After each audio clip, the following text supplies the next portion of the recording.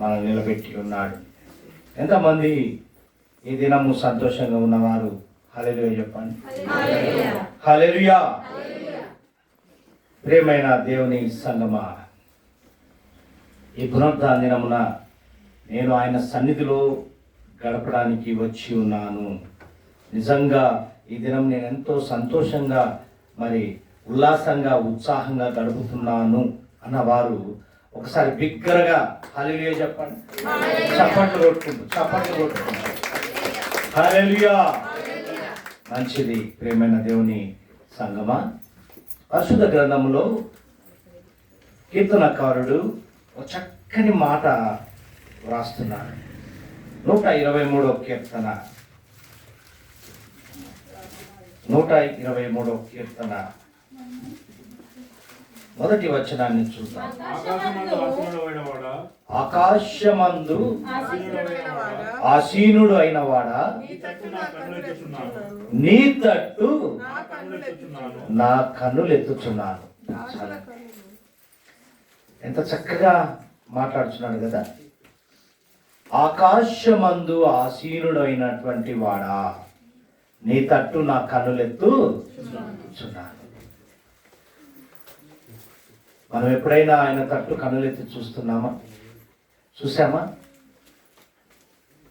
చూసామా లేదా? అందరు తెల్ల మొక్క వేశారు. ఏం చూసినామో ఏమో లే అన్నట్టుగా ఉన్నారు. ప్రియమైన దేవుని బిడ్డలారా, ఒక వ్యక్తి ఉన్నాడు పరిశుద్ధ గ్రంథంలో. ఎవరు? నువ్వు చెప్తేగా మాకు తెలిసేదంటారా? యోబు గారు. ఎవరండి? యోబు గారు. అంతా పోయాయి కదా. యోబు గారి పరిస్థితి ఏంది? అంతా పోగొట్టుకొని ఎవరి వైపు చూస్తున్నాడు?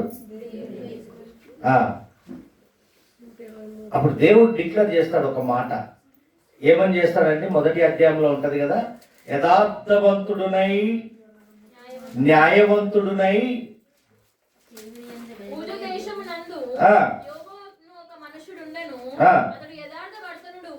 యథార్థవర్తనుడై న్యాయవంతుడునై దేవుని యందు భయభక్తులు కలిగి చెడుతనమును విసర్జించెను. హల్లెలూయా. చూసారా ప్రియమైన దేవుని సంగమా, దేవుడే డిక్లేర్ చేశాడు, అతడు యథార్థవర్తనుడు న్యాయవంతుడునై ఉన్నాడండి. అటువంటి వ్యక్తిని ఈ దినం మనము పరిచయం చేసుకుంటున్నాం. ఏమని పరిచయం చేసుకుంటున్నామంటే, ఆయన ఎవరి వైపు చూస్తున్నాడు? దేవుని వైపు చూస్తున్నాడు. ఇక్కడ గమనించండి, ఏది పోయినా ఏది జరిగినా మరలా ఆయన వైపే మనం చూడాలి. మన జీవితంలో ఏది పోయినా ఏది ఉన్నా లేకున్నా మనం ఏం చేయాలంట? ఇది నిజమా? నిజంగా చూస్తున్నామా? నేను నమ్మను. లోకం వైపు చూస్తాం కదా. వాళ్ళు ఏమనుకుంటారో, వీళ్ళు ఏమనుకుంటారో, ఉన్నదంతా పోగొట్టుకున్నాడు అన్నట్టుగా జీవిస్తున్నాం. అందుకే ఈ దినము దేవుడు అద్భుతంగా దావీదు కీర్తనకారుని అనుభవాన్ని మనకు పరిచయం చేస్తున్నాడు. ఏమని? ఆయన వైపు చూడాలి. ఆకాశమందు ఆసీనుడైన వాడా, నీ తట్టు నా కన్నులెత్తుచున్నాను. హల్లెలూయా. ఆయన కన్నులెత్తి చూస్తున్నాడు. ఈరోజు మనము ఏ విధంగా కన్నులెత్తి చూస్తున్నాం? అందుకే ఎదిన అంశము ప్రియమైన దేవుని బిడ్డలారా, నీ వ్యక్తిగత జీవితములో బాగా గమనించండి. నీ వ్యక్తిగత జీవితములో ఎప్పుడైనా ఎదుర్కొన్నావా? జరిగినవా? ఏంటి? ఏ సమస్య గాని ఎదుర్కొన్నావా? ఎప్పుడైనా జరిగిందా? ఏమి జరిగాయంటే, ఇక మైక్ పట్టుకుంటూ వదలం, అన్ని ఉన్నాయి మనకు. అందుకే ఈ దిన అంశము దేవుడు మాట్లాడుతున్న మాట ఏంటంటే, నీ వ్యక్తిగత జీవితంలో ఎప్పుడైనా ఎదుర్కొన్నావా, జరిగినవా అని ఒక క్వశ్చన్ మార్కు ఈ దినము మనకు తొలిచి వేస్తుంది. బాగా గమనించండి. ఇక్కడ గమనిస్తే మహిమ నుండి మహిమకు, విజయము నుండి విజయానికి, ఘనత నుండి ఘనతకు నడిపిస్తాడు మన దేవుడు. ఎంతమంది నమ్ముతున్నారు ఈ మాట? నమ్మిన వారందరూ బిగ్గరగా హల్లెలూయా చెప్పండి. హల్లెలూయా. అయితే దావీదు కీర్తనకారుడు 120వ కీర్తన, 121వ కీర్తన, 122వ కీర్తన, 123వ కీర్తన, 4 కీర్తనల్లో చూడండి, 120వ కీర్తన మొదటి వచనంలో రాయబడిన మాట చూడండి. చాలండి. నా శ్రమలలో ఎవరికి మొదలుపెట్టాడు? 21వ కీర్తన మొదటి వచనంలో చూడండి. కొండల తట్టు నా శ్రమలలో నేను మొరపెట్టాను, కొండల తట్టు నా కనులెత్తుచున్నాను, సహాయం ఎక్కడి నుండి వచ్చును? 122 మొదటి వచనం. యెహోవా మందిరమునకు వెలుదమని జనులు నాతో అనినప్పుడు, చూడండి, మందిరము వైపు నాకు. అలాగే 123 మొదటి వచనానికి వచ్చేసరికి, ఆకాశమందు ఆసీనుడు అయిన వాడా, నీ తట్టు నా కనులెత్తుచున్నాను. ఆయన తట్టు. ఈ 4 కీర్తనలు గమనిస్తే, నా శ్రమలలో నేను, కొండల తట్టు నా కనులెత్తుచున్నాను, మందిరం వైపు నాకు, ఆయన తట్టు నాకు. ఎటు చూసినా ఆయన వైపే చూస్తున్నట్టుగా మనం గమనిస్తున్నాం. ప్రియమైన దేవుని బిడ్డలారా, దేవుని సంగమా, నీకు ఎప్పుడు జరగలేదు? ఏంటి జరగలేదు? చెప్పాలి. ఏంటి జరగలేదు? ఇప్పుడే ఇలా జరిగిందండి, ఇక ఎన్నడూ నా జీవితంలో నేను చూడలేదు, ఎందుకు ఇలా జరిగిందో అంటాం కదా. ఇప్పుడే ఇట్లా జరిగిందండి, ఎప్పుడు, ఏ సంవత్సరం, ఏ రోజు, ఏ వారము, ఏ నెల, ఎన్నడూ నా జీవితంలో ఎటువంటిది నేను సవి చూడలేదు, ఇప్పుడే ఈ క్షణమే ఇలా జరిగిందండి. మన ఉచ్చారణ మనం మాట్లాడుకుంటుంటాం కదా, ఇప్పుడే ఇలా జరిగిందండి. నువ్వు అనుకుంటున్నట్టుగా దేవుడు మాట్లాడుతున్న మాట చూస్తే ఈ ఉదయకాలం చూడండి, నెవర్ గివ్ అప్. ఈ దినము గమనిస్తే 3 మాటలు: తండ్రి, కుమార, పరిశుద్ధాత్మ. నీ నా మన జీవితంలో గమనించండి, ఒకే ఒక వాక్కు. ఏ వాక్ అది? Never give up. తండ్రి, కుమార, పరిశుద్ధాత్మ. ఇక్కడ గమనించండి, ఆ ఒక్క వాక్కు ద్వారా నీవు అందరూ బయటకు వచ్చేస్తారు. వస్తారా? ఎక్కడి నుంచి వస్తారు? ఆ ఊబిలో నుండి బయటకు వస్తారు. ఎప్పుడూ జరగలేదు, ఇప్పుడే జరిగింది. ఆ జరిగిన దాంట్లో నుండి తండ్రి, కుమార, పరిశుద్ధాత్మ అని ఎప్పుడైతే నీ వాక్కును రిలీజ్ చేస్తావో అప్పుడే నీవు అందరూ బయటికి వస్తారు. హల్లెలూయా. దేవునికి మహిమ కలుగును గాక. ప్రియమైన దేవుని సంగమా, ఈ దినము గమనించండి, ఏలియా గారు, ప్రవక్త గారు 64 పదాలు ఎత్తి పట్టుకొని దేవునితో మాట్లాడాడు. ఎన్ని పదాలు? మరి నీవు ఎన్ని పదాలు ఎత్తి పట్టుకుంటున్నావు? ఈ దినం గమనించండి, అపోస్తుడైన పౌలు భక్తుడు 14 పదాలు ఎత్తి పట్టుకొని దేవునితో మాట్లాడాడు. హిజ్కియా ప్రవక్త గారు 39 పదాలు ఎత్తి పట్టుకొని దేవునితో మాట్లాడాడు. యేసయ్య నేర్పిన ప్రార్థన 68 పదాలు తండ్రికి మొరపెట్టాడు. ఎన్ని పదాలు? 68 పదాలు. సాంసన్ గారు తెలుసు కదా, ఆయన చేసిన ప్రార్థన, ఇంకొక మారు నన్ను జ్ఞాపకం చేసుకో తండ్రి. వీళ్ళందరూ ఇన్ని పదాలు మాట్లాడితే సంసోన్ గారు ఏం చేశారు? అయ్యా, ఇంకొక మారు నన్ను జ్ఞాపకం చేసుకో. సింపుల్. ఇంకొక వ్యక్తి ఉన్నాడండి, శిలువ మీద దొంగ. ఏమన్నాడు తెలుసా? చిన్న మాట, అయ్యా నన్ను జ్ఞాపకం చేసుకో అయ్యా. ఏమంటున్నాడు? నన్ను జ్ఞాపకం చేసుకో. సాంసోన్ అన్న మాటే, ఇంకొక మారు నన్ను జ్ఞాపకం చేసుకో తండ్రి. ఈ దొంగ ఏమంటున్నాడంటే చిన్న మాట, అయ్యా అయ్యా అయ్యా మరొక్కసారి నీ రాజ్యంలో కొంచెం స్థానం ఒక్కసారి జ్ఞాపకం చేసుకో అంటున్నాడు. ప్రేమైన దేవుని బిడ్డలారా, శిలువ మీద దొంగ నన్ను జ్ఞాపకం చేసుకోయ్యా అని మాట్లాడుతున్నాడు. యేసయ్య యేసుక్రీస్తు ప్రభువారు 33.5 సంవత్సరములు జీవించిన విధానంలో 3.5 సంవత్సరములు పరిచర్యను షేక్ చేసేసాడు. ఏం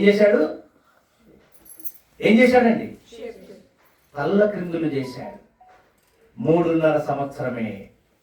ఇప్పుడు 8 సంవత్సరాలు అయిపోయి 9 సంవత్సరాలు అయిపోయి 10 సంవత్సరాలు అడుగు పెట్టిన ఇద్దరితో దేవుడు మాట్లాడుచున్నాడు. ఎవరెవరితో? ప్రేమస్తం ప్రార్థన మా మందిరము, ప్రేమస్తం మినిస్ట్రీస్, ప్రేమస్తం ఫౌండేషన్ చారిటబుల్ ట్రస్ట్ అన్న ప్రేయర్ టీము ఇరువురిని ఏకముగా కలిపి మాట్లాడుతున్న మాట. ఏం మాట్లాడుతున్నాడో తెలుసా? 3.5 సంవత్సరాలు షేక్ చేసిన నేను నీతో మాట్లాడుచున్నాను. ఎవరెవరితో? నీతో మాట్లాడుచున్నాను ప్రియ దేవుని సంగమా అంటున్నాడు. ప్రేమైన దేవుని బిడ్డలారా, ఈ దినము గమనించండి. చిన్న ప్రార్థన పెద్ద జవాబు కదా. చిన్న ప్రార్థనే పెద్ద జవాబు. చిన్న కీర్తన గొప్ప జవాబు. ఏ కీర్తన? 123వ కీర్తన 1 నుంచి 4 వచనాలే ఉన్నాయి, కానీ నీ జీవితాన్ని మార్చే గొప్ప మర్మము దేవుడు బయలుపరుస్తున్నాడు. హల్లెలూయా. ప్రేమైన దేవుని బిడ్డలారా, ఇక్కడ గమనించండి. 122 నుండి 134 కీర్తనలు యాత్రా కీర్తనలు, కానీ 120 నుండి 123వ కీర్తన వరకు 4 కీర్తనల్లో దేవుడు జవాబు ఇచ్చేశాడు. ఎవరికి? దావీదుకే ఇచ్చాడండి. మనకేందనుకుంటున్నావా? నీ కొరకే దేవుడి దినం మాట్లాడబోచున్నాడు. హల్లెలూయా. నీ వ్యక్తిత్వాన్ని బయటకు తీయబోతున్నాడు. అక్కడ దావీదుకు తీశాడు, ఇక్కడ నీకు నాకు మనకు తీయబోతున్నాడు. ఏమంటున్నాడు తెలుసా? ఇక్కడ రాయబడిన మాట ఏంటి? ఆకాశమందు ఆసీనుడైన వాడా, నీ తట్టు నా కన్నులు ఎత్తుచున్నాను. అంటే ఏమంటారు తెలుసా ఈ మాటకు? పరిస్థితుల వైపు చూడకు. నీ పరిస్థితుల వైపు చూడకు. ఎవరి వైపు చూడమంటున్నాడు? నా వైపు చూడమంటున్నాడు. నీ స్థితిగతులు ఎన్నెన్నో ఉండని, నీ పరిస్థితి తలక్రిందులు కానీ నా వైపు చూడు. ఎవరి వైపు? మన వైపు. మనం చూసుకోవడం కాదు, ఆయన వైపు చూడాలి. ఈ దినము గమనించండి. భక్తుడు అంటాడు 56వ కీర్తనలో ఏమని రాయబడింది? 3వ వచనం చూడండి. నాకు భయము సంభవించు దినమున నిన్ను. మనకు భయం కలిగితే ఏం చేస్తాం? ఎవరికి చెప్పుకుంటాం? డాక్టర్ కాడికి పోతాం. భలే చెప్పావయ్యా. ఎవరికి కాడికి పోతాం? ఫస్ట్ డాక్టర్ దగ్గరికి పోతాం, తర్వాత మనుషుల దగ్గరికి వస్తాం. అంటే ఫస్ట్ మనకు వచ్చేది ఏంటిది? అనారోగ్యం. అవునా కాదా? సమస్యలు కామన్. ఫస్ట్ మనం డిస్టర్బ్ అవుతాం. చూడండి అక్కడ ఏం చేస్తాం తెలుసా? థింకింగ్. ఏంటిది? ఆలోచించి చించేస్తాం. ఇక ఆలోచించేది చించి నీ హెల్త్ అంతా డిస్టర్బ్ చేసుకోవడమే, అనారోగ్య పాలు కావడమే. ఏంటి? అనారోగ్యం తెచ్చుకోవడమే. ఏమంటాం తెలుసా? ఫస్ట్ మనకు వచ్చే థాట్ ఏంటి? నా బిడ్డల కొరకండి కదా.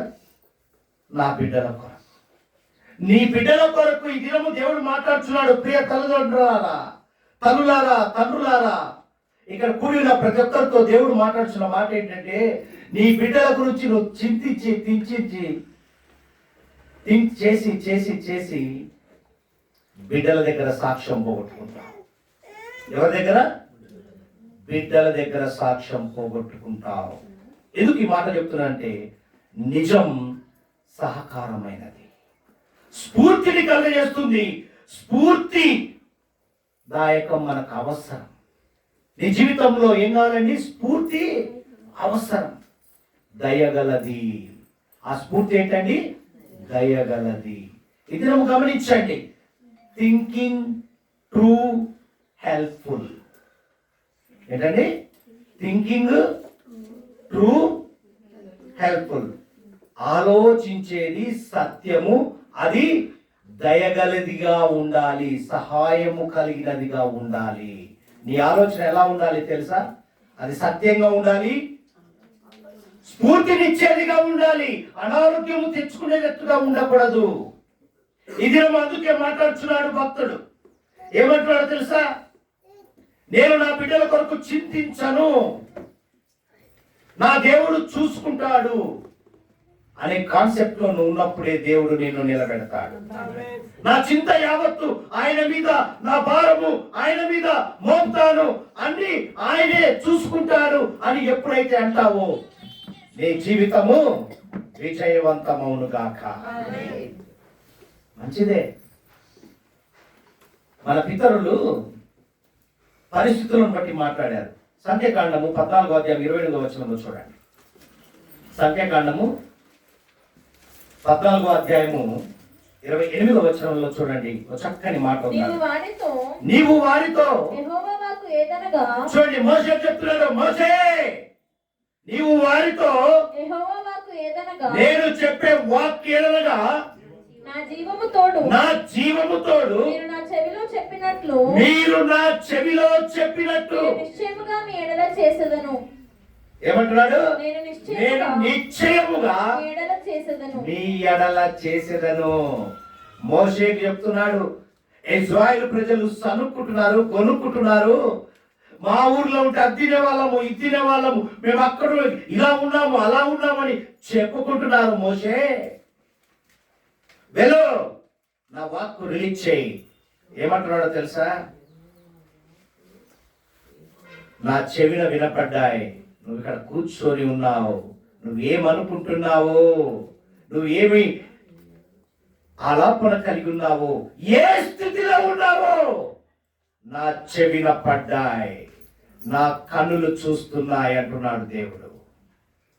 మాట్లాడుతున్న మాట ఏంటో తెలుసా?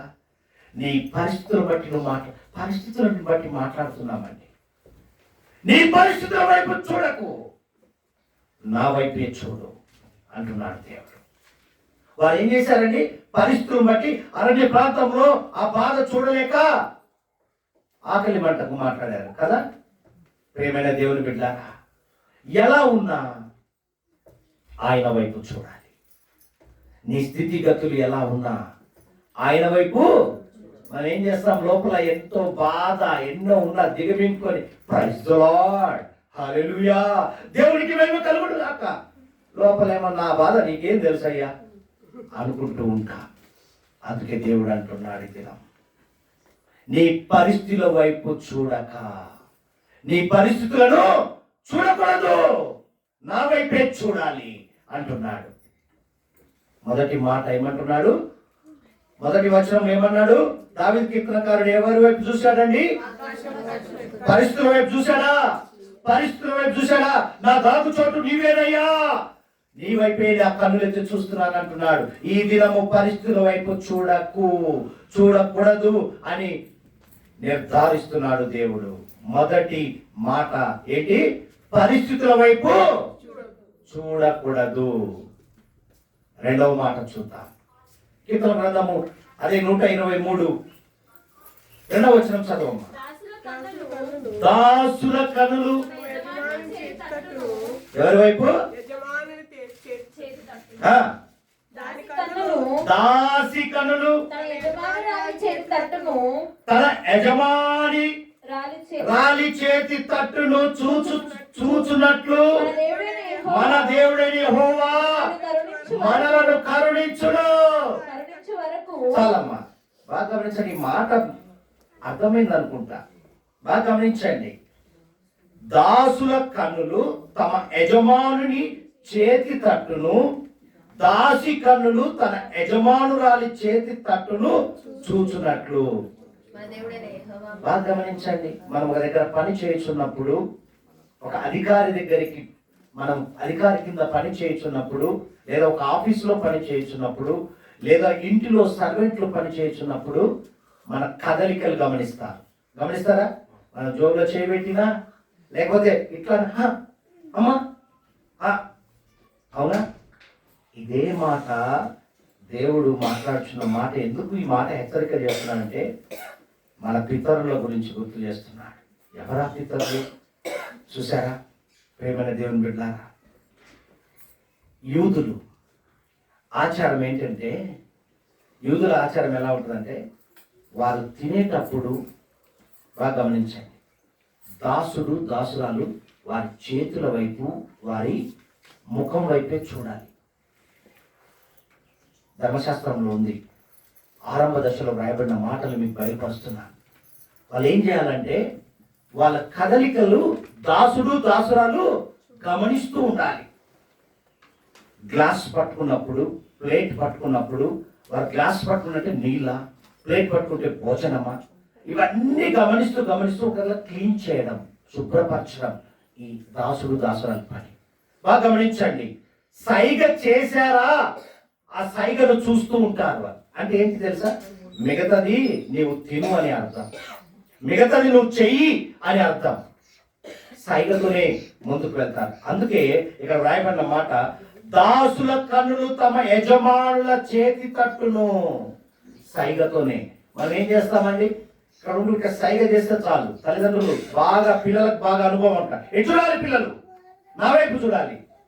ఇటు తల్లులు, మీ అమ్మ సైగతోనే మిమ్మల్ని భయంలో పెడుతుందా? ఎంతమంది కరెక్ట్ చెప్పాలి, నిజంగా చెప్పాలి. నేను పెట్టట్లే, అభిగాడు కరెక్ట్ చెప్పి. సైగతోనే అంటే ఆ దినాల్లో అలా జరిగిందండి. ఈ దినము గమనించండి ప్రియమైన దేవుని బిడ్డారా. అంటే అర్థం ఏంటంటే, డిపెండెన్స్, ఆధారపడ్డం. ఏంటండి? ఆధారపడడం. ఇక్కడ గమనిస్తే, నీ మీద నేను ఆధారపడుతున్నాను అని అర్థం. ఇప్పుడు ఒక అధికారి కానీ, ఒక ఆఫీస్ కానీ, ఒక యాజమాన్యం కానీ, మనం పని చేసే వాళ్ళు వెళ్ళకపోతే జరుగుతాయండి? పని చేసే వాళ్ళు ఒక్కరోజు సర్వెంట్ రాకపోతే ఇంట్లో ఎట్లా ఉంటుందండి పరిస్థితి? ఆధారపడ్డమే కదా. ఈ దినము దేవుడు మాట్లాడుచున్నాడు. రెండవ మాట ఏంటో తెలుసా? మనం ఎలా చూడాలి? మనము పరిస్థితుల వైపు చూడక అన్న దేవుడు, మనం ఎలా, మరి ఏందయ్యా పరిస్థితుల వైపు చూడక అన్నావు? ఎలా చూడాలో నేర్పుతున్నాడు దేవుడు. రెండవ మాట ఈ దినం గమనించండి. క్రమశిక్షణలోనికి నడిపించడము అంటున్నాడు. ఏలియా ప్రవక్త ప్రార్థన చేస్తుండగా ఆకాశంలో మేఘము చేతుల వలె ఆకారము కనబడుట. విన్నామా? ఆకారం కనపడ్డదా? ఆయన ప్రార్థన చేస్తుంటే చేతులు ఎలా ఉన్నాయంటే ఇలా కనపడ్డాయి. అంటే అర్థం ఏంటంటే, ఇంకా అద్భుతము, నేను ఆదుకుంటాను అని అర్థం. ఎవరు? దేవుడు నేను ఆదుకుంటాను అని మనకు బయలుపరుస్తున్న మాట ప్రవక్త ద్వారా. ఏంటి మాట అంటే గమనించండి. ఒక ఎగ్జాంపుల్ చెప్తాను మీకు. ఎగ్జిబిషన్ మొదలైంది కదా, ఎంతమంది తెలుసు? ఎలా ఉంటుందండి ఎగ్జిబిషన్లో? క్లౌడ్ ఎలా ఉంటుంది? Full rush. ఒక తండ్రి బిడ్డ, బాగా గమనించండి పిల్లలు. తండ్రి ఏం చేశాడంటే చేయబట్టుకొని నడిపించుకుంటూ వెళ్తున్నాడు.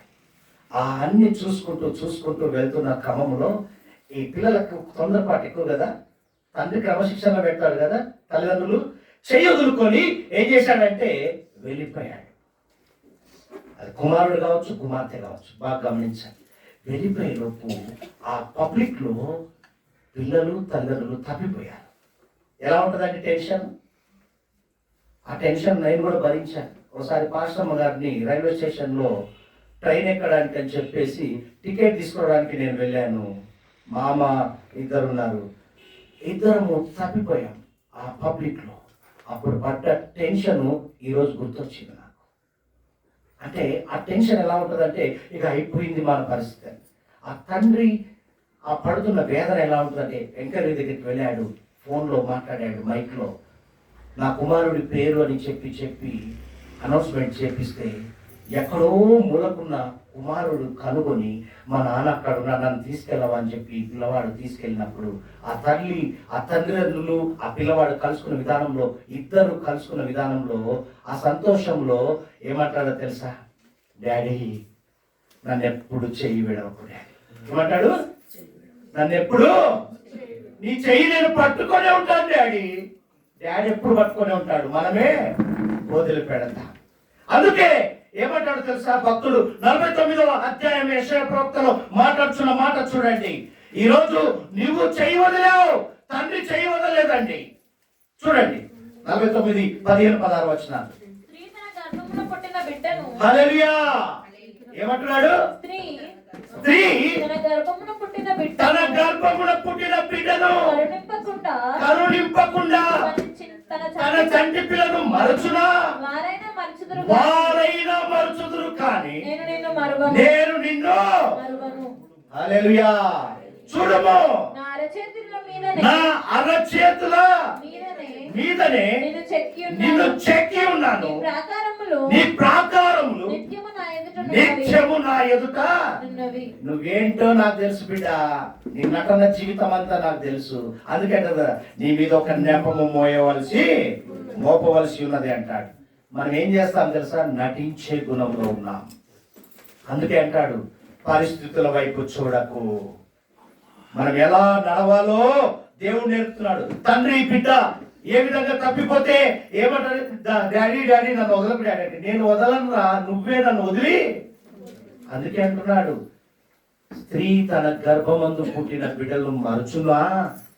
వారు మరచుదురేమో కానీ నేను మాత్రము మరవను. అందుకే నిన్ను పరిస్థితుల వైపు చూడకు, నా వైపే చూడు అంటున్నాడు దేవుడు. ప్రేమైన దేవుని బిడ్డలారా, రెండు చూసాం. ఏమేం చూసామండి? మొదట ఏం చూడమన్నాడు? కాక పరిస్థితుల వైపు చూడక మనం ఎలా నడుచుకోవాలో చూపించాడా? ఎలా నడుచుకోమన్నాడు? ఆయన వైపు చూసేటట్టుగా నడుచుకోమన్నాడు. మూడవది చూద్దామా? 3-4 వచనాలు చదవమ్మా. 123 3-4. యెహోవా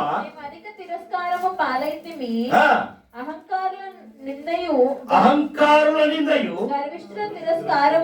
గర్విష్ఠుల తిరస్కారమును మా మీదికి అధికముగా వచ్చి ఉన్నవి. మమ్మను కరుణింపు. 1వ వచనంలో బయలుపరిచాడు, 2వ వచనంలో బయలుపరిచాడు, 3-4 విషయాల్లో చివరిలో బయలుపరుస్తున్న మాటలు ఏంటో తెలుసా? ఏమంటున్నాడు తెలుసు? ఇక్కడ ఏమన్నాడమ్మా? యెహోవా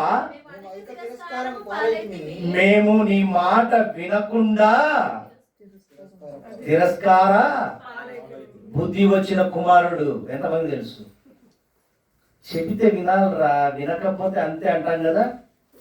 మాట వినాలి, విననప్పుడు సమస్యలో పడతాం, తప్పిపోతాం. అందుకే అంటున్నాడు ఈ 3-4 వచనాల మాట ఏంటో తెలుసా? చదవండి అక్కడ.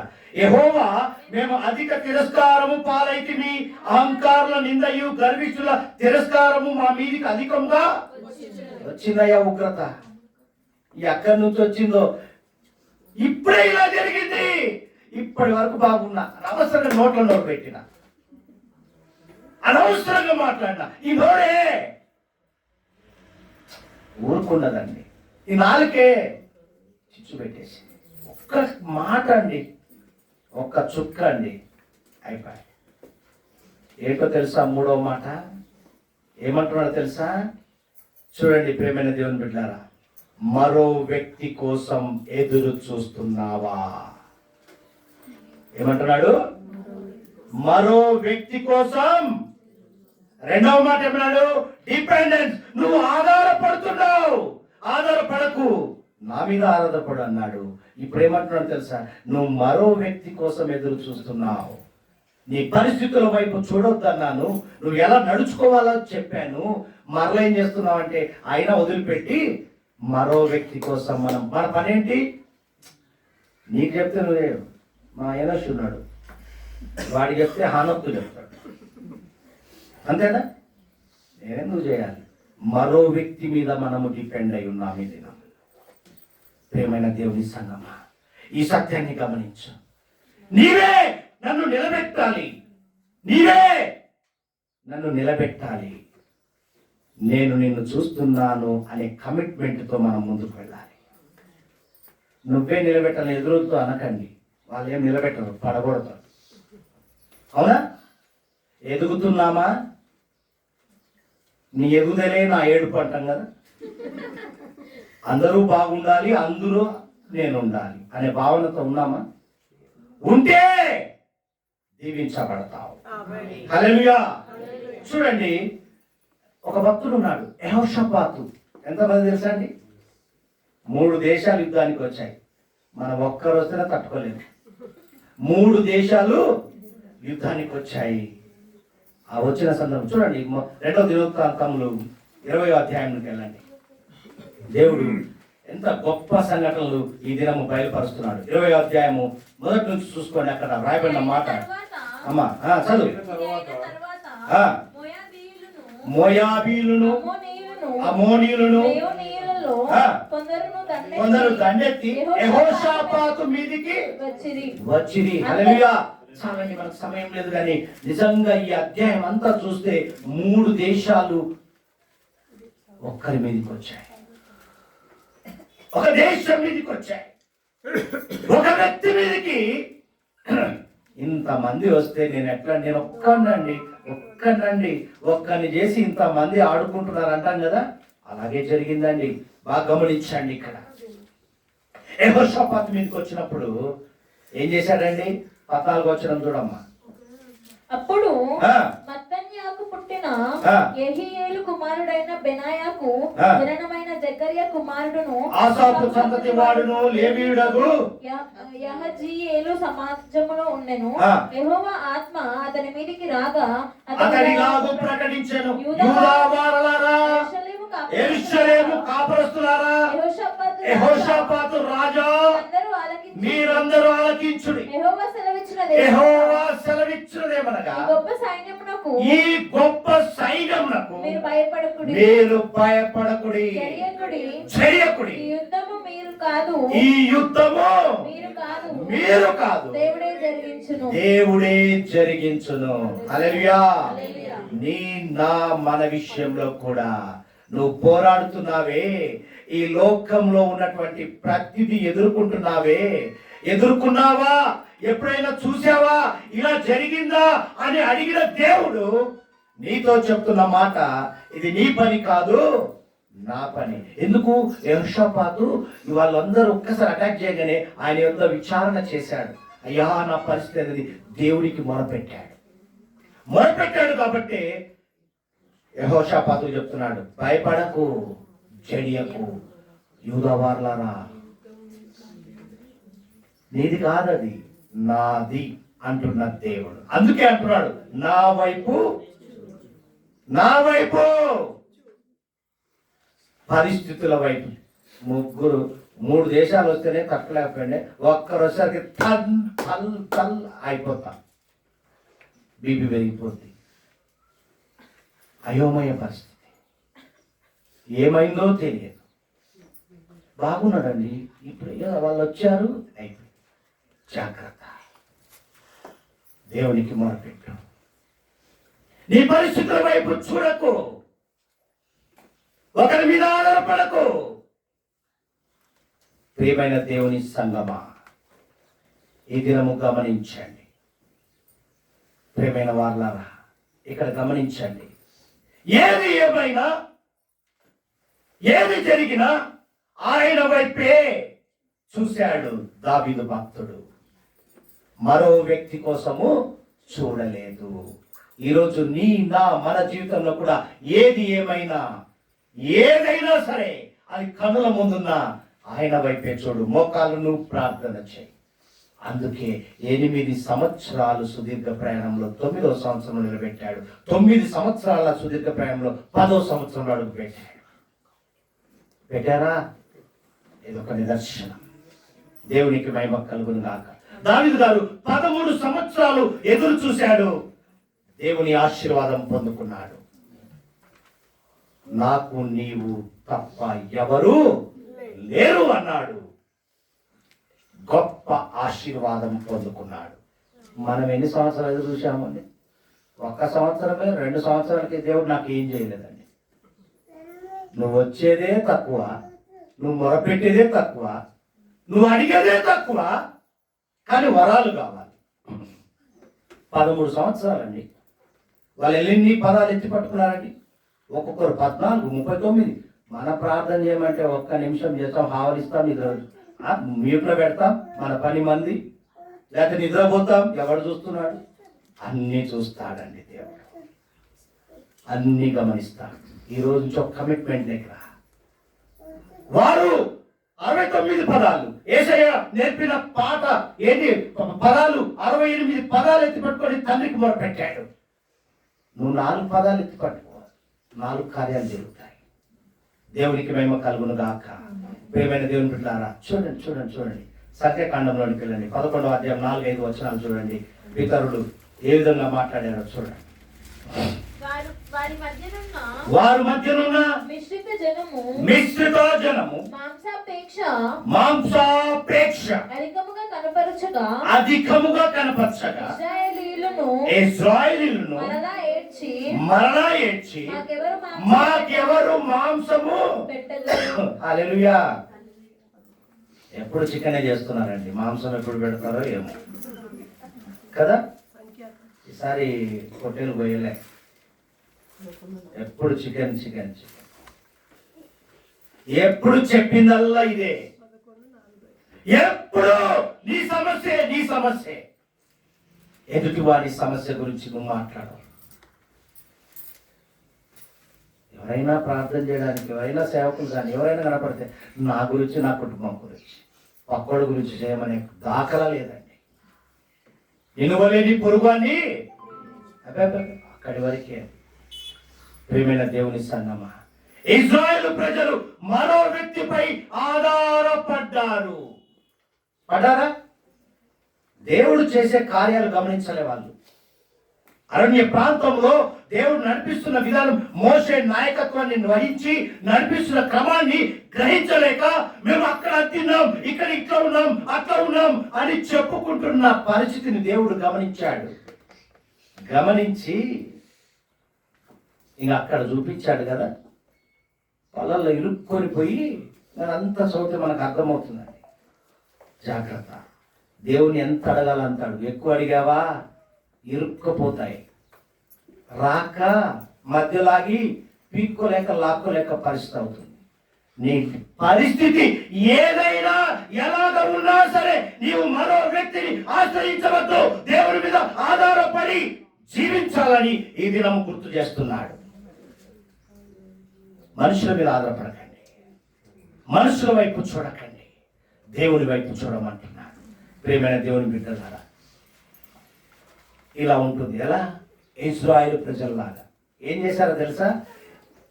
ఆ 430 సంవత్సరాలు ఐగుప్తులో బానిసత్వం వహించినటువంటి ఇశ్రాయేలు ప్రజలను ఆ బానిసత్వం నుంచి విడుదల చేసి అరణ్య ప్రాంతం నుంచి నడిపించుకుంటూ పాలు తేనెలు ప్రవహించే ప్రదేశానికి తీసుకొస్తుంటే ఆ మార్గ మధ్యంలో జరుగుతున్న సంఘటనలు గమనిస్తున్నటువంటి వారిలో ఇశ్రాయేలు ప్రజలు ఒక్కరే రాలేదండి.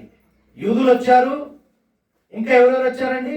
మోయాబీలు వచ్చారు, ఐగుప్తులు వచ్చారు, అన్యులు వచ్చారు. ఒక్కొక్కరిది ఒక్కొక్క సంభాషణ కదా.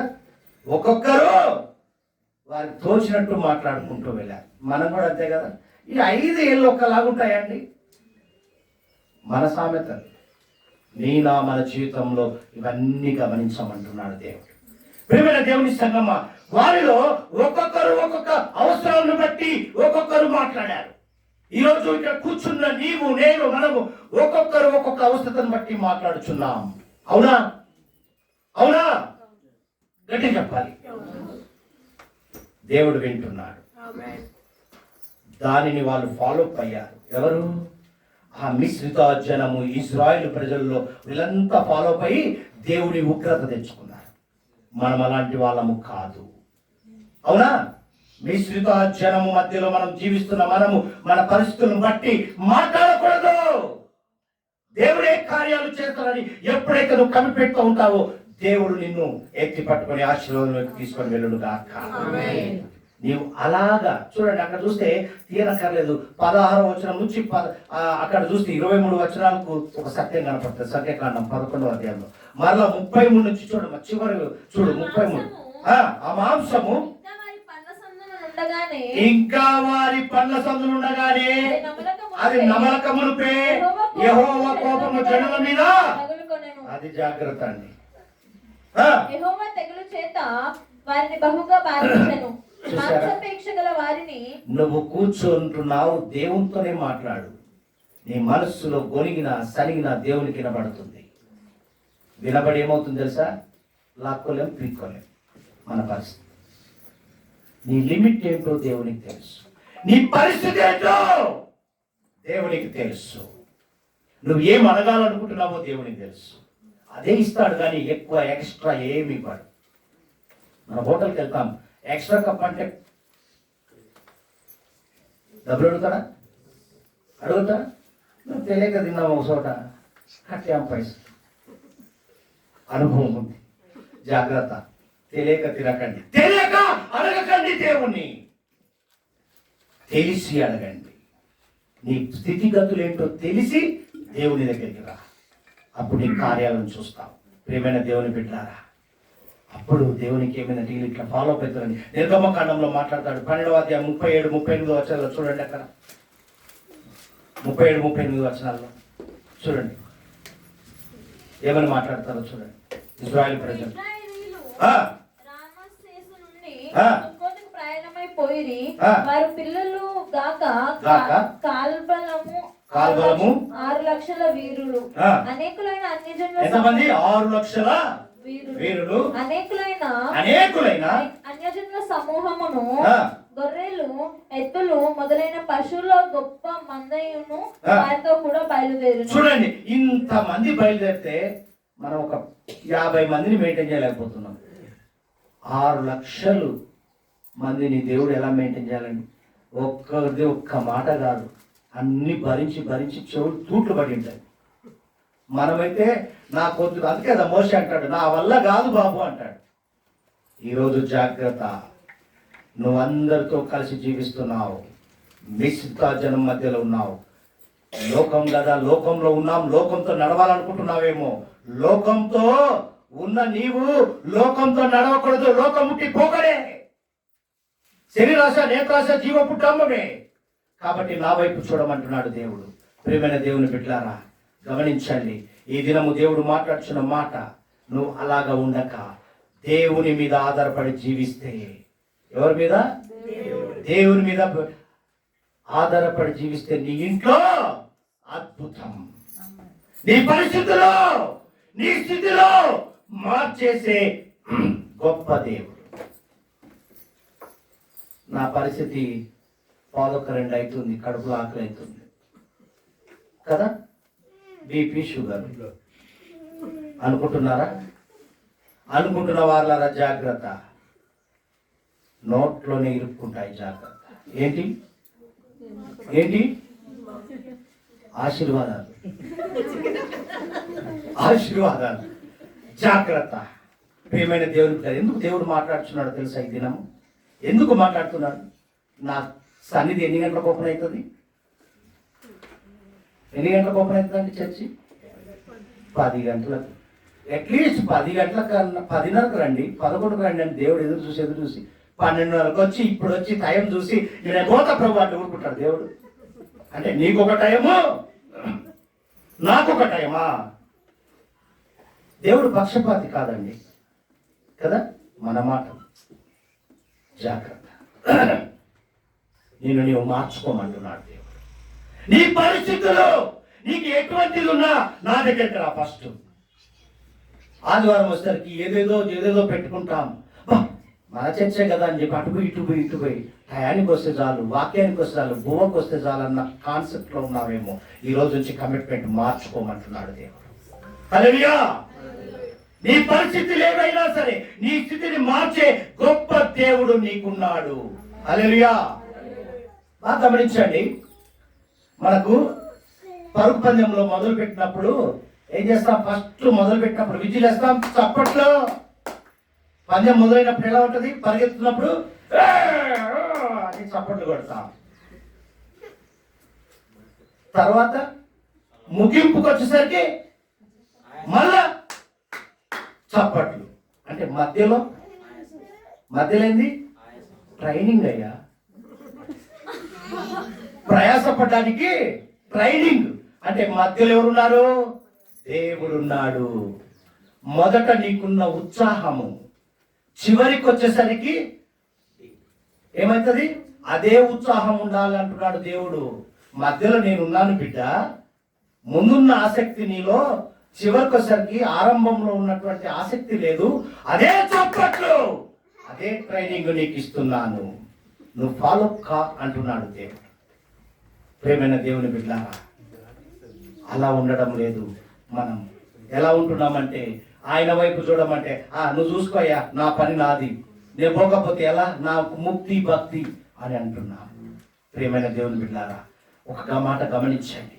ఇంకొక ఉపమానం చెప్తాను మీకు. 1వ తరగతి నుంచి 10వ తరగతి వరకు రన్నింగ్ రేసు పోటీలు జరుగుతున్నాయి. ఆ పెద్దవారందరూ అయ్యే పనులు, ఇక ఎవరు గెలవాలా అని చెప్పి పోరాటంలో ఉన్నారు పిల్లలంతా. అయితే ఎల్కేజీ స్టూడెంట్లు బాగా గమనించండి, ఎల్కేజీ స్టూడెంట్లకు పోటీలు పెట్టారు, రన్నింగ్ రేస్ పెట్టినప్పుడు తల్లిదండ్రులంతా నా పిల్లవాడు గెలవాలి, నా కుమార్తె గెలవాలని ఆశ ఉంటుందా? ఎంతమంది కూడా చేతులు ఎత్తండి. ఉంటుందా ఉండదా? అయితే అందరినీ పెట్టారు. దాంట్లో హేమీలు అందరూ ఉన్నారు, అభిగన్ లాంటి వాళ్ళు ఉన్నారు, ఇంకెవరు ఏనోస్ లాంటి వాళ్ళు ఉన్నారు, కరుణ లాంటి వాళ్ళు ఉన్నారు, ఇక్కడ ఉన్న వాళ్ళందరిలో ఉన్నారు. ఉంటే ఒక్కొక్కరు పరిగెత్తుతున్నారు. ఒకటి ఏమి తింటున్నావు ఇంట్లో? మనం అంటాం కదా, ఉరుకురా అంటున్నారు. మమ్మీ డాడీ అనుకుంటూ ఒకడు వెనక వైపే చూస్తున్నాడు. ఒక పిల్లవాడు మమ్మీని చూశాడు, డాడీని చూశాడు, దేవుణ్ణి చూశాడు, పరుగు పందెంలో విజయం గెలిచాడు. రా బిడ్డ నా వైపే చూశాడు, గెలిచాడు. మిగతా పందిరి తిన్నావు కదా, ఇంట్లో అది తిన్నావు, ఇది తిన్నావు, హార్లిక్స్ అన్నావు, బూస్ట్ అన్నావు, చాక్లెట్ అన్నావు, చాకోల్ అన్నావు, కెలాక్స్ అన్నావు, ఏందిరా ఇది అని తిడుతున్న తల్లిదండ్రులారా, దేవుని వైపు చూపించండి. నీ కుమారులు కుమార్తెలు విజయంలోనికి వెలుదురు కాక. ఆ ఎల్కేజీ పిల్లడు దేవుణ్ణి చూస్తూ పరిగెత్తాడు, గెలిచాడు. గెలిచినప్పుడు మొదటిగా ఎవరు సంతోషిస్తారండి? దేవుడు సంతోషిస్తాడు, తర్వాత తల్లిదండ్రులు సంతోషిస్తారు. ప్రియమైన దేవుని బిడ్డలారా, అందుకే ఫిలిప్పీ సంఘానికి పౌలు భక్తుడు చెప్తాడు. చూడండి, ఫిలిప్పీ సంఘానికి, ఫిలిప్పీలకు రాసిన పత్రిక 3వ అధ్యాయం 14 వచ్చిన చూడమ్మా. క్రీస్తు యేసునందు ఎవరి ఉన్నతమా?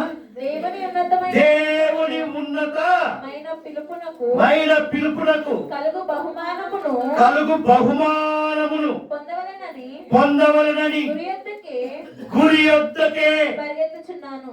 హల్లెలూయా. యాడికి పరిగెత్తుతున్నాడమ్మా? మనం ఏం చేస్తున్నాం? ఇక్కడ రాయబడిన మాట చూడండి. సహోదరులారా, నేను ఇది వరకే పట్టుకొని ఉన్నాని తలంచు.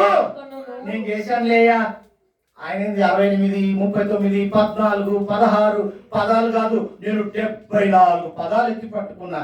నాకెందుకు ఇవన్నీ అనుకుంటున్నావేమో. ఏమంటున్నాడు ఇక్కడ పౌలు భక్తుడు? సహోదరులారా, నేను ఇది వరకే పట్టుకొని ఉన్నాని తలంచుకొనను, అయితే ఒకటి చేయుచున్నాను, వెనక ఉన్న వాటిని మరచి ముందున్న వాటి కొరకే వేగిరపడుచు క్రీస్తు యేసునందు ఉన్నతమైన పిలుపునకు దేవుని ఉన్నతమైన పిలుపునకు కలుగు కలుగు బహుమానమును పొందవలెనని గురి యొద్దకే పరిగెత్తుచున్నాను. వెనక వైపు చూసి లోతు భార్య ఏమైపోయిందండి? అలాగ అయిపోతారా? అవునా? అయిపోవమ్మా? దేవునికి మహిమ కలుగును గాక. జాగ్రత్త. వెనక ఉన్న వాటిని, నీ స్థితిగతులను, నీ పరిస్థితులను మరచి ముందున్న పరుగు పందెం, ముందున్న ఆశీర్వాదం కొరకు పరిగెత్తమంటున్నాడు. బహుమానం కొరకు ఏ విధంగా పరిగెత్తావో ఆ విధంగా పరిగెత్తమని పౌరు భక్తుడు ఫిలిప్పీ సంఘానికి చెబుతూ ఈ దినము మనకు చెబుతున్నాడు. నీ పరిస్థితుల వైపు చూడక, మనం ఎలా నడుచుకోవాలో ఒకరి మీద ఆధారపడకుండా, మరో వ్యక్తి మీద ఆధారపడకుండా నా వైపే చూడమంటున్నాడు దేవుడు. హల్లెలూయా. దేవునికి మహిమ కలుగును గాక. నీ నా మన జీవితాలు ఫలభరితంగా ఉంటాయి ఎప్పుడు? ఆయన వైపు చూస్తే. అందుకే హెబ్రీయులకు రాసిన పత్రిక పౌలు భక్తుడు హెబ్రీ సంఘంతో మాట్లాడతారు. 12:1-2 ఇంత గొప్ప సాక్షి సమూహము మేఘము వలె హల్లెలూయా. ఎంత గొప్ప సాక్షి సమూహం అండి! అంత పెద్ద గొప్ప సాక్షి సమూహము మన మీద ఆవరించి ఉన్నది. అది గమనించకుండా లోకం వైపు చూస్తూ, పరిస్థితుల వైపు చూస్తూ పడిపోతున్నావు. నువ్వు పడిపోతూ ఇంకొకరిని పడగొడుతున్నావు. నువ్వు పడిపోకుండా ఏం చేయాలి? పడిపోయే వారిని నిలబెట్టమంటాడు. చదువు. మనము కూడా ఏంటిది?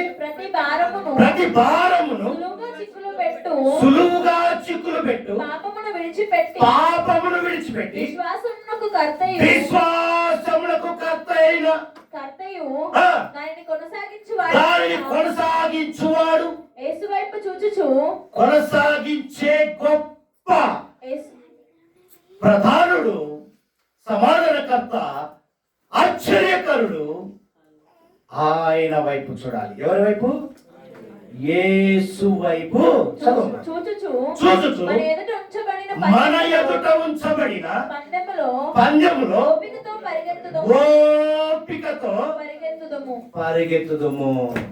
ఎడ ఓపిక 2 అవుతుంది, వదిలిపెడితే మేము పోయి భక్షిస్తాం. అవునా? ఓపిక కావాలి, ఓర్పు కావాలి, సహనము కావాలి. నీ జీవితంలో విజయము కావాలి, ఘనత కావాలి, విజయ డంకము మోగించుకోవాలంటే నీ జీవితంలో ఏమి కావాలి? ఓర్పు, ఓపిక, సహనం. ప్రియమైన దేవుని బిడ్డ, అందుకే యూదా పత్రికలో ఒక మాట రాస్తాడు. చివరిగా చదవండి. 1వ అధ్యాయం, ఒకటే పత్రిక ఉంటుంది చివరిగా, ప్రకటనకు ముందు. యూదా పత్రిక, యూదా రాస్తాడు 1వ అధ్యాయం 20వ వచనం 21వ వచనం. మీరు విశ్వసించు, మీరు విశ్వసించు అతి పరిశుద్ధమైన దాని మీద మిమ్మల్ని మీరు కట్టుకొనొచ్చు. మనం ఏమంటాం? ఇంపార్టెంట్ అండి, వెరీ వెరీ ఇంపార్టెంట్ అండి అంటాం కదా. అతి పరిశుద్ధమైన దాని మీద మిమ్మల్ని మీరు కట్టుకొనొచ్చు. పరిశుద్ధాత్మలో ప్రార్థన చేయొచ్చు. ప్రార్థన. హల్లెలూయా. వినాలి హన్నా టీమ్ ఏం చేస్తున్నారు? మీరేం చేసేది? పరిశుద్ధాత్మలో ప్రార్థన చేయొచ్చు. మీరేం చేస్తారు? ఉదయం 4 గంటలకు లేచి నిజంగా చెప్పండి, ఎంత మంది ఫోన్ పక్కా పెట్టి నిద్రపోతున్నారు, ఆన్లో పెట్టి నిద్రపోతున్నారు?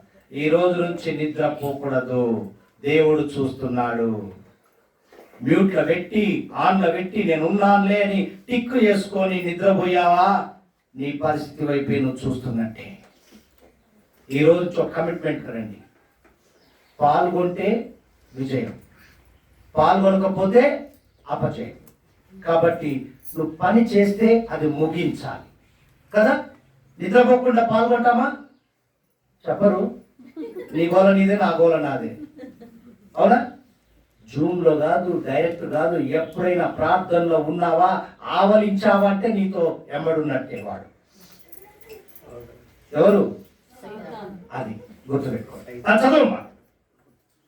పరిశుద్ధాత్మను ప్రార్థన చేయుచు పరిశుద్ధాత్మలో ప్రార్థన చేయొచ్చు. నిత్య జీవార్థమైన నిత్య జీవాంతమైన మన ప్రభువు యేసుక్రీస్తు మన ప్రభువు యేసుక్రీస్తు కనికరము కొరకు కనికరము కొరకు కనిపెట్టుచు దేవుని ప్రేమలో నిలిచినట్లు దేవుని ప్రేమలో నిలుచున్నట్లు కాచుకొని ఉండుడి. నువ్వు చేస్తున్న ప్రార్థన, నువ్వు చదువుతున్న వాక్యము అంత దేవుని ప్రేమలో కనికరము చూపినట్లుగా నిలబడును గాక. నువ్వు కనికరము లేకుండా జీవించావా, అది వ్యర్థము. నువ్వు ఎంత ప్రార్థన చేసినా వ్యర్థమే. అందుకే ఆయన అంటున్నాడు, ఏమంటున్నాడు తెలుసా? నీ వ్యక్తిగత జీవితం పోరాటంలో వస్తున్న వాటిని ఏదైనా సరే జయించాలి అంటే పక్కోడి వైపు చూడాలి, ఎదురింటి వైపు చూడాలి, పక్కోని కాడికి పోవాలి. అవునా? ఎవరి వైపు? ఆయన వైపు చూడాలి. చూసావా, జయిస్తావు. ఎవరి వైపు చూడాలి? లోకం వైపు కాదు, ఆయన వైపు, ఆయన సన్నిధి వైపు చూడాలి. లోకం వైపు కాదంటున్నాడు దేవుడు. అప్పుడు నీవు ఆయన బిడ్డగా, సాక్షిగా నిలబడుదువుగాక. అందుకే అంటున్నాడు, మొట్టమొదటిగా పరిస్థితుల వైపు చూడక బిడ్డ, ఒకరి మీద ఆధారపడకు బిడ్డ, మరో వ్యక్తి కోసం ఎదురు చూడకు బిడ్డ. నేను ఎలా ఉండాలో నిన్ను నడిపిస్తున్నాను, నా వైపు చూడు అంటున్నాడు. ఏమంటున్నాడు? మన 123వ కీర్తన మొదటి వచనం చదవమ్మా. ఆకాశమందు ఆసీనుడైన వాడా, నీ తట్టు నా కనులెత్తుచున్నాను. ఆయన వైపు కనులెత్తి చూద్దాం. దేవుని కార్యాలను చేత పట్టుకొని ముందుకు వెళ్దాం. దేవుడి మాటలు దీవించును కాక. పరిస్థితుల వైపు చూడద్దు, ఒకరి మీద ఆధారపడ